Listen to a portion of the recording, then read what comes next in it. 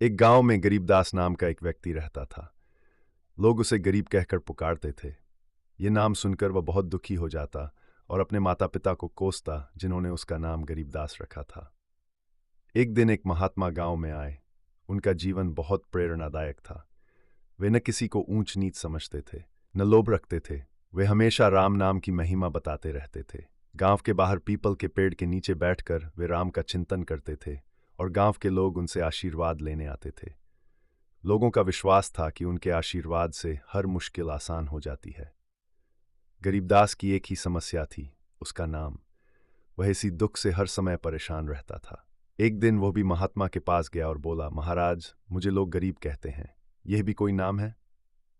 मैं इतना गरीब भी तो नहीं हूं। महात्मा बोले, अरे भाई, नाम से क्या होता है? असली महत्व तो काम का है। काम से ही नाम सार्थक होता है। अच्छा यही है कि तुम नाम की चिंता छोड़ो और राम का स्मरण करते हुए अपना जीवन गुजारो। गरीबदास कुछ न कह सका और घर वापस आ गया, पर उसके मन की उलझन खत्म न हुई।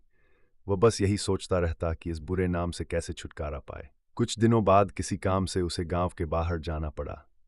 जैसे ही वह गांव में वापस घुसा, सामने से एक मृत यात्रा आती दिखाई दी। पूछने पर पता चला कि चौधरी अमर सिन्हा का देहांत हो गया है। गरीबदास सोचने लगा, अमर को तो मरना ही नहीं चाहिए था, फिर वह कैसे मर गया? इसी सोच में वह आगे बढ़ा तो उसे खेत में एक आदमी घास काटता दिखाई दिया। उसने उससे बात की और अपना दुख बताया। उस व्यक्ति ने कहा, अजी, नाम से क्या होता है? देखिए, मेरा नाम धनराम है, पर मेरे पास पैसा एक भी नहीं। आपके सामने घास काट रहा हूं। हमारे गांव में एक वीर सिंह है, पर उसके पास खेत भी नहीं। और प्रधान का नाम मालूम है आपको?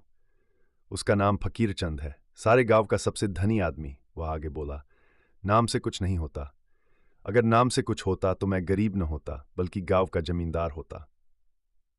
ये सुनकर गरीबदास के मन का भ्रम दूर हो गया। उसे महात्मा की बात याद आई। आंख के अंधे अब उसके मन में कोई उलझन न रही।